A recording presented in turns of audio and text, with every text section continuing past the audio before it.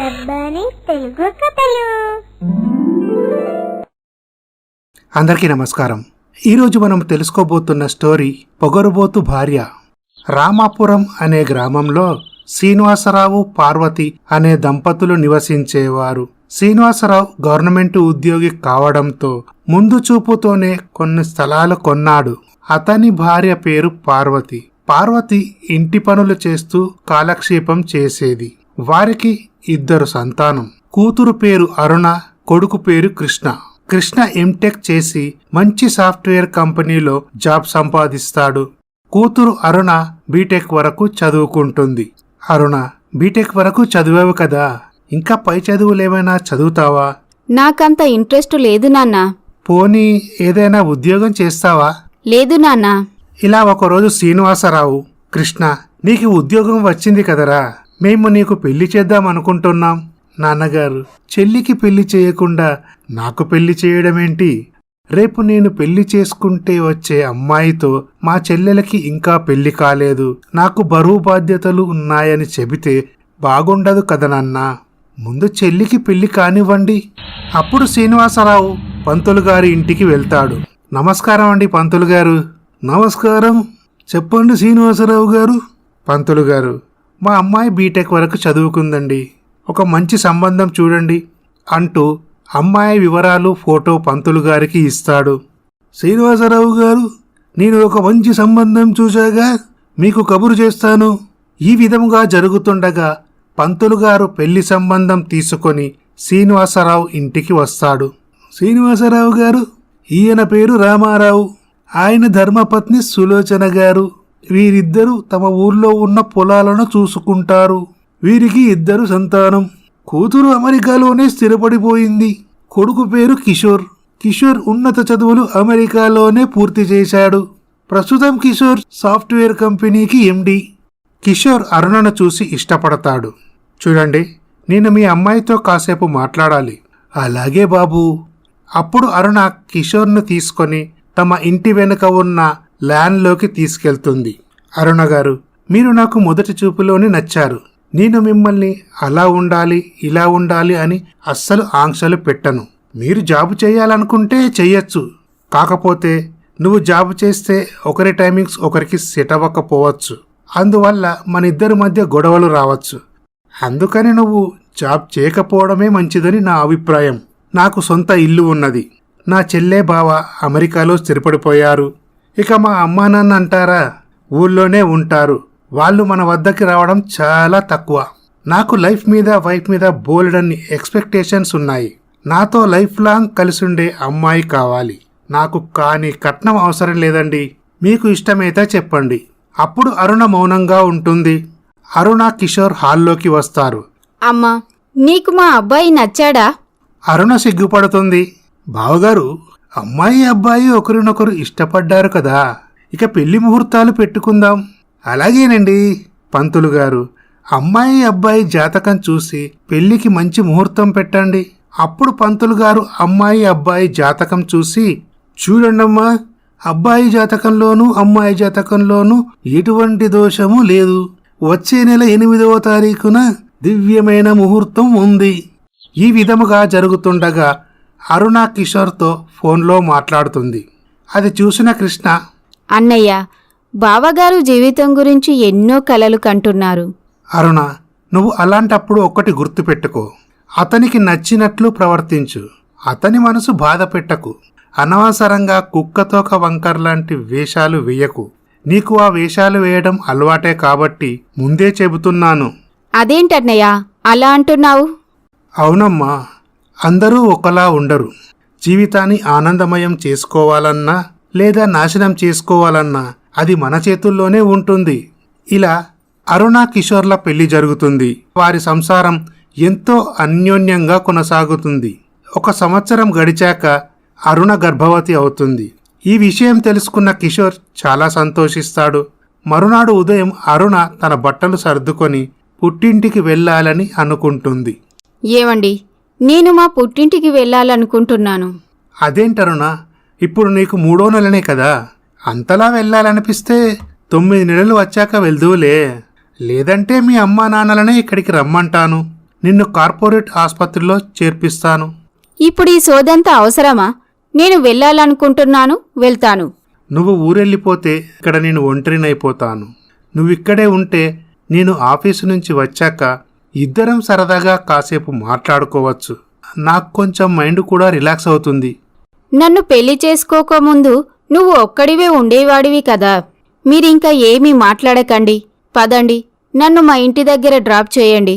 కిషోర్ ఇక చేసేదేమీ లేక అరుణను తీసుకొని శ్రీనివాసరావు ఇంటికి బయలుదేరుతాడు. రామ్మా, అల్లుడు గారు రండి. బావగారు కులాసయ్యేనండి. కులాసయ్యనండి. అల్లుడు గారు, మీ అమ్మా నాన్న బాగున్నారా? పర్వాలేదండి. అప్పుడు అరుణ తన తల్లితో, అమ్మా, నా ప్రాణం లేచి వచ్చినట్టు అనిపించింది. పెళ్లి చేసుకొని వెళ్ళినప్పటి నుండి ఒక్కరోజు కూడా కడుపు నిండా తిన్నది లేదు, కంటి నిండా నిద్ర పోయింది లేదు. అసలు మనశ్శాంతే లేదు. అమ్మా, మళ్ళీ ఈరోజు మిమ్మల్ని చూశాక గుండె నిండిపోయింది తెలుసా? అప్పుడు కిషోర్ అరుణ వైపు కోపంగా చూస్తాడు. అదేంటి అరుణ, బావగారు నిన్ను సరిగా చూసుకోవడం లేదా? అదేం లేదన్నయ్యా. ఎంతైనా పుట్టింట్లో ఉన్నంత సంతోషంగా మిట్టినింట్లో ఉండగలమా? అయినా ఇప్పుడే ఎందుకు వచ్చావు? డెలివరీ టైం వరకు అమ్మా నాన్నలే అక్కడికి వచ్చేవారు కదా. బావగారు, మా చెల్లెలికి మీరైనా సర్ది చెప్పొచ్చుగా. కృష్ణ, నేను వద్దని అన్నాను, కానీ మీ చెల్లెలు పుట్టింటికి వెళ్తానని నన్ను బలవంతంగా ఒప్పించి తీసుకొని వచ్చింది. బావగారు, మీరు కూడా ఇక్కడే కొన్నాళ్ల పాటు ఉండండి.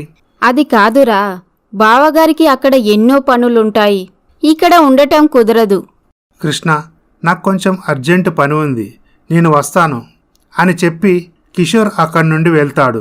ఈ విధముగా జరుగుతుండగా కిషోర్ అరుణకి ఎన్నిసార్లు ఫోన్ చేసినా అరుణ ఫోన్ లిఫ్ట్ చేయదు. మరునాడు ఉదయం కిషోర్ తన మామగారైన శ్రీనివాసరావుకి ఫోన్ చేస్తాడు. మామగారు, ఒక్కసారి అరుణకు ఫోన్ ఇవ్వండి. అప్పుడు అరుణ ఫోన్ తీసుకొని, అరుణ, ఎన్నిసార్లు ఫోన్ చేసినా నువ్వు లిఫ్ట్ చేయడం లేదు. పక్కింట్లో మా ఫ్రెండ్ వాళ్ళింటికి వెళ్ళాను. అయినా పొద్దస్తమానం మీతో మాట్లాడుతూ ఉండాలా? మాట్లాడడానికి ఏముంటుంది? అదేంటరుణ అలా అంటావు? మొన్నటి వరకు మనం ఫోన్లో గంటలు గంటలు మాట్లాడుకునేవాళ్ళం. అది అప్పటి విషయం. ఇప్పుడు నేను గర్భవతిని. అదే అరుణ, నువ్వు సమయానికి భోజనం చేసి మందులు వేసుకుంటున్నావా లేదా అని తెలుసుకుందామని ఫోన్ చేశాను. నేను మా అమ్మా నాన్నల వద్దనే ఉన్నాను కదా. అమ్మా నాన్నల కంటే మీరు నన్ను బాగా చూసుకుంటారా? సరే, ఉంటాను అని ఫోన్ పెట్టేస్తుంది. అప్పుడు కిషోర్, మొన్నటి వరకు నాతో ఎంతో ప్రేమగా ఉండే అరుణ ఇప్పుడు ఇలా మాట్లాడుతుంది అని అనుకుంటాడు. ఒకరోజు కిషోర్ తన భార్యకు కొత్త బట్టలు, స్వీట్స్ తీసుకొని తన మామ శ్రీనివాసరావు ఇంటికి వెళ్తాడు. అరుణ, నీకో సర్ప్రైజ్. ఏంటది? నీకు కొత్త బట్టలు, స్వీట్స్ తీసుకొచ్చాను. మా మమ్మీ డాడీ నాకు ఏది కావాలంటే అది కొనిపెడతారు. అయినా నువ్వు తీసుకొచ్చిన డ్రెస్ మోడల్స్ నాకు నచ్చవు. నిజమే అరుణ, నాది రాంగ్ సెలక్షన్ అని ఇప్పుడే తెలుస్తుంది. అల్లుడు గారు, భోంచేసి వెళ్ళండి. లేదండి మామయ్య గారు, నాకు కొంచెం అర్జెంటు పని ఉంది, నేను వెళ్తాను అని కిషోర్ అక్కడ నుండి వెళ్తాడు. ఇలా కొన్ని నెలలు గడిచాక అరుణ పండంటి మగబిడ్డకి జన్మనిస్తుంది. అప్పుడు కృష్ణ కిషోర్కు ఫోన్ చేస్తాడు. కంగ్రాట్స్ బావగారు, మీకు బాబు పుట్టాడు. అవునా అంటూ కిషోర్ చాలా సంతోషిస్తాడు. కృష్ణ, నేను ఇప్పుడే బయలుదేరి వస్తున్నాను. కిషోర్ శ్రీనివాసరావు ఇంటికి వెళ్తాడు. తన బాబును చూసి చాలా సంతోషిస్తాడు. బాబుకు ఆకాష్ అని నామకరణం చేస్తారు. అరుణ మాత్రం తనకు ఆడపిల్ల పుడితేనే బాగుండు అనుకుంటుంది. అదేంటరుణ అలా ఉన్నావు? మనకు బాబు పుట్టాడన్న సంతోషమే నీ మొహంలో కనబడడం లేదు. నాకు పాప పుట్టాలనుకున్నాను. బాధపడకు అరుణ, మనకు నెక్స్ట్ టైం ఖచ్చితంగా పాపనే పుడుతుంది. వారం రోజులు గడిచాక అరుణ, బాబును తీసుకొని మన ఇంటికి వెళ్దాం. ఎక్కడికి వచ్చేది? ఇంతకుముందు పిల్లల్ని పెంచడం నాకు అలవాటా ఏంటి? నేను పిల్లల్ని పెంచడం, ఫీడింగ్ ఇవ్వడం నేర్చుకోవద్దా? అరుణ, మన ఇంటికి వెళ్ళాక మన అబ్బాయిని చూసుకోవడానికి ఒక పెద్ద ఆవిడను పెడతాను. ఆవిడ బాబును చూసుకుంటుంది. ఇప్పటికే మన ఇద్దరి మధ్య చాలా గ్యాప్ వచ్చింది. నువ్విక్కడికి వచ్చి 9 నెలలవుతుంది. మీరెన్నైనా చెప్పండి, నేను 6 నెలల వరకు ఇక్కడే ఉంటాను. ఇక మీరు వెళ్ళండి అని కోపంతో అంటుంది. కిషోర్ తన ఇంటికి బయలుదేరుతాడు. ఇటు శ్రీనివాసరావు తన స్నేహితుడు కుమార్తె అయిన సుచిత్రతో తన కొడుకు పెళ్లి జరిపిస్తాడు. సుచిత్ర కృష్ణ జాబ్ చేసే ఆఫీసులోనే జాబ్ చేసేది. సుచిత్ర ముక్కుచూటి మనిషి. ఇటు అరుణ కిషోర్ను అస్సలు లెక్క చేసేది కాదు. ఎంతసేపు ఫోన్లో తన ఫ్రెండ్స్తో, తన అమ్మా నాన్నలతో మాట్లాడుతూ ఉండేది. ఒకరోజు కిషోర్ శ్రీనివాసరావుకి ఫోన్ చేస్తాడు.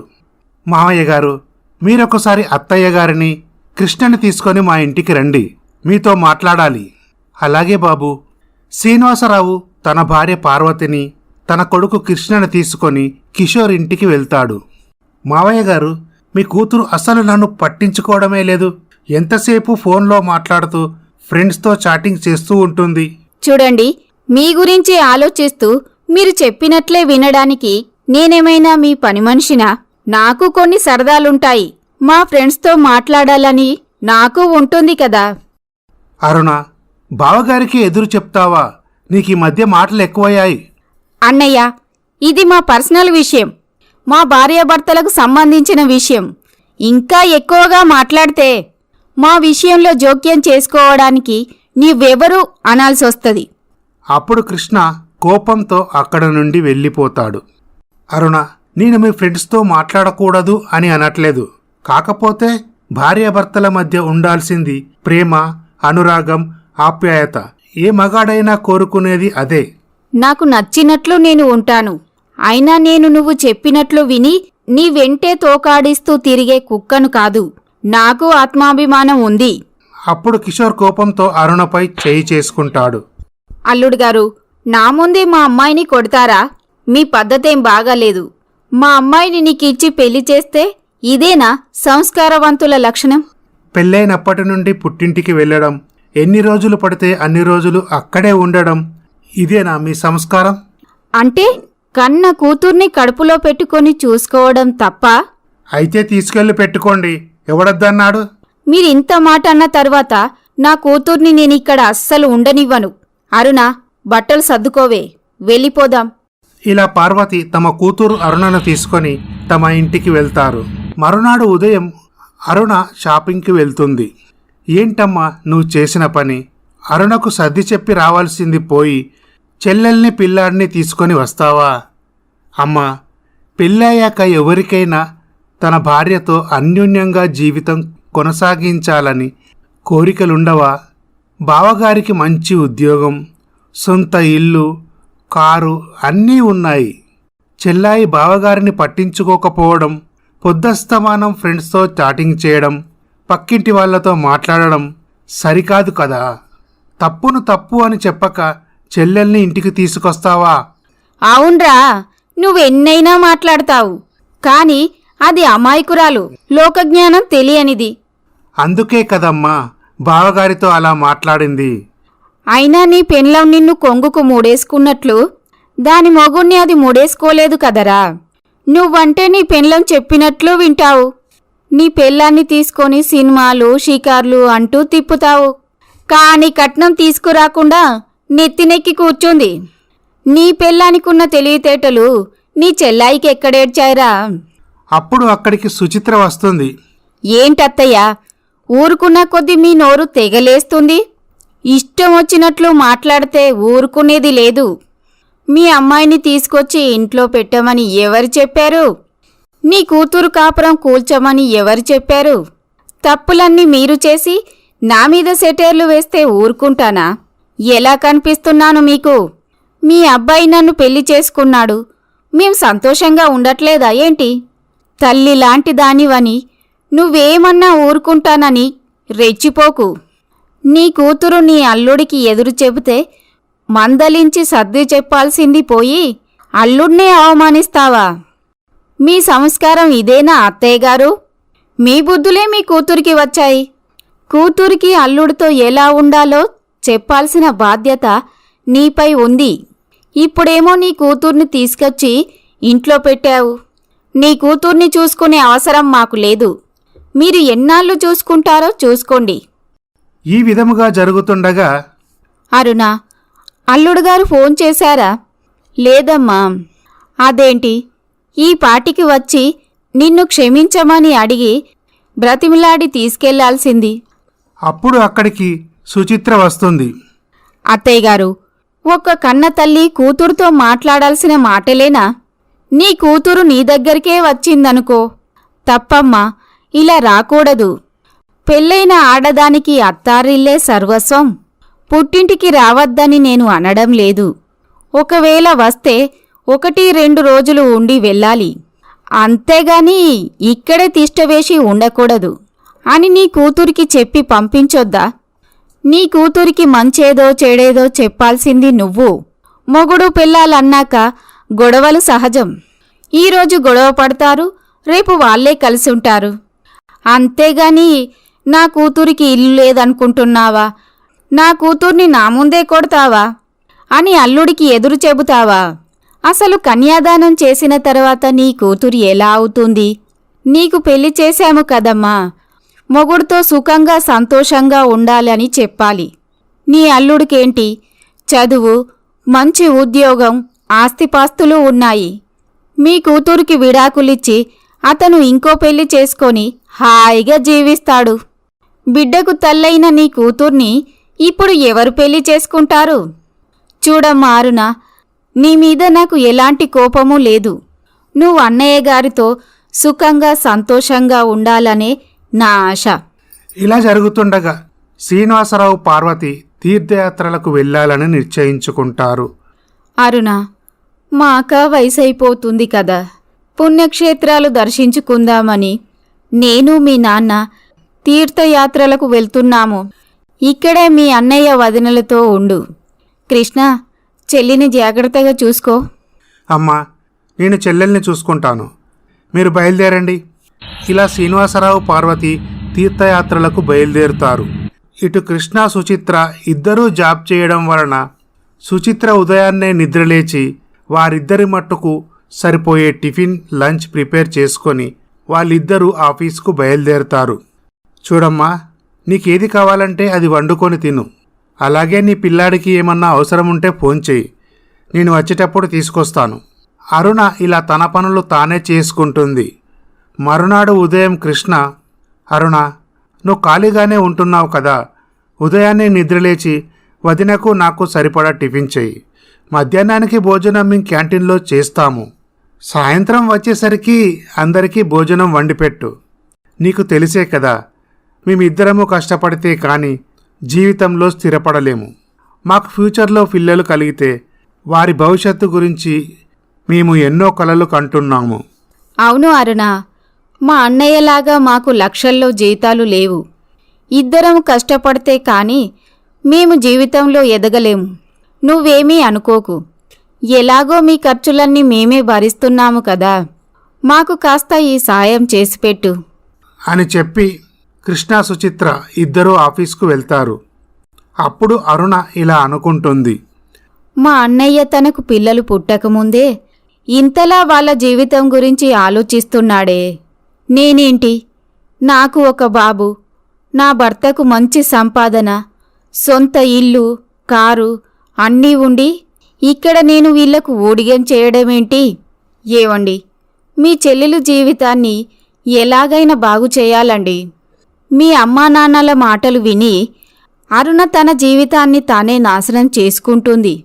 ప్రస్తుతం వాళ్ళు తీర్థయాత్రలకు వెళ్లారు కదండి, వారు వచ్చేలోపు మీ చెల్లెలు జీవితాన్ని నిలబెట్టాలి. అలాగే సుచిత్ర, నేను అదే అనుకుంటున్నాను. చూడండి, నేను చెప్పినట్లు మీరు నడుచుకోండి. మీ చెల్లెలు జీవితాన్ని ఎలా చక్కబెట్టాలో నాకు బాగా తెలుసు. ఈ విధముగా జరుగుతుండగా సుచిత్ర నెమ్మదిగా ఇంటి పనులన్నీ అరుణతోటే చేయించేది. అదేంటి వదినా, నాతోటి ఇంటి పనులన్నీ చేయిస్తున్నావు? నేను ఈ ఇంటి ఆడపడుచును. ఆడపడుచంటే 1-2 రోజులు ఉండిపోవాలి, కాని నువ్వు పుట్టింట్లోనే తిష్టవేసుకొని ఉండకూడదు. ఎప్పుడైతే నీకు పెళ్లి జరిగిందో అప్పుడే ఇది నీ ఇల్లు కాదు, అత్తగారిల్లే నీకు సర్వస్వం. ఆడపిల్ల అనే మాటలోనే ఉంది కదమ్మా. ఏనాటికైనా ఈడపిల్ల కాదు, ఆడపిల్ల మెట్టినింట్లో ఉంటేనే తనకు విలువ. అంతేగాని భర్తతో గొడవపడి పుట్టింట్లోనే ఉంటే తనకు విలువ ఉండదు. అన్నయ్య గారు చాలా మంచివారు, నిన్ను ప్రేమగా చూసుకుంటారు. నువ్వు మీ అమ్మానాన్నల మాటలు విని నీ జీవితాన్ని నాశనం చేసుకుంటున్నావు. ఒక్కసారి నీ జీవితం గురించి ఆలోచించుకో. నీ భర్త నీ నుంచి ఆశించేది ప్రేమ, అభిమానం, ఆప్యాయత. సమాజంలో ప్రతి ఒక్క భర్త కూడా కోరుకునేది ఇదే. క్షమించండి వదిన. సారీరా అన్నయ్య. ఇన్ని రోజులు నేను తప్పు చేశాను. నన్ను ఎంతగానో ప్రేమించే మీ బావగారిని నిర్లక్ష్యం చేశాను. నేనిప్పుడే నా కొడుకును తీసుకొని బావగారి దగ్గరికి వెళ్తాను. అరుణ అమ్మా నాన్నలు తీర్థయాత్రలు ముగించుకొని వస్తున్నారు. వాళ్ళు వచ్చాక నేనే బావగారిని రమ్మంటాను. అప్పుడు బావగారు వచ్చి తీసుకెళ్తారులే. శ్రీనివాసరావు, పార్వతి తీర్థయాత్రలు ముగించుకొని వస్తారు. మరునాడు ఉదయం కృష్ణ కిషోర్ను కలుస్తాడు. బావగారు, ఏమీ అనుకోనంటే ఒక మాట చెబుతాను. పర్వాలేదు కృష్ణ, చెప్పు. ఇప్పుడు మా చెల్లెలు పూర్తిగా మారిపోయింది. దయచేసి మీరు వచ్చి నా చెల్లెల్ని, పిల్లాడిని తీసుకొని వెళ్ళండి. అప్పుడు కిషోర్ చాలా సంతోషిస్తాడు. కృష్ణ, నేను అరుణ నుంచి ఆశించేది అదే. తన తప్పు తాను తెలుసుకుంటే చాలు. బావగారు, రేపు ఉదయాన్నే వచ్చి మా చెల్లెల్ని తీసుకువెళ్ళండి. తప్పకుండా కృష్ణ. మరునాడు కిషోర్ శ్రీనివాసరావు ఇంటికి వస్తాడు. అల్లుడు గారు, ఏంటిలా వచ్చారు? అమ్మా, నువ్వు ఒక్క మాట మాట్లాడినా బాగుండదు.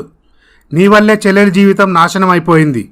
బావగారు చాలా మంచివారు కాబట్టే మన చెల్లెల్ని తీసుకెళ్దామని వచ్చారు. మీరిక ఏమీ మాట్లాడకండి. తల్లిదండ్రులు పిల్లల జీవితాలు తీర్చిదిద్దాలే కానీ ఇలా నాశనం చేయకూడదమ్మా. ఎప్పుడైతే ఆడపిల్లకు పెళ్లి జరిగిందో అప్పటి నుండి అది మన అమ్మాయి కాదు. ఇక మీరేం మాట్లాడకండి. అప్పుడు అరుణ, ఏమండి, నన్ను క్షమించండి. మిమ్మల్ని చాలా బాధ పెట్టాను. మీరు నన్ను ఎంతగానో ప్రేమించారు. నేను అర్థం చేసుకోలేకపోయాను. ఈ సమాజంలో నీలాంటి భర్తలు మాలాంటి ఆడవాళ్ళ వల్ల ఎన్నో బాధలు, ఇబ్బందులు పడుతున్నారు. దయచేసి మీరు నన్ను మన్నించి మీ పాదదాసిగా స్వీకరించండి. అరుణ, నీ స్థానం నా కాళ్ళ వద్ద కాదు, నా గుండెల్లో అంటూ కిషోర్ తన భార్యని, తన కొడుకును తీసుకొని తన ఇంటికి వెళ్తాడు. ఇలా ఈ కథ సుఖాంతమవుతుంది. ఈ స్టోరీ కనుక మీకు నచ్చినట్లయితే మా ఛానల్ని సబ్స్క్రైబ్ చేసుకోండి. లైక్ చేయండి, షేర్ చేయండి, కమెంట్ చేయండి.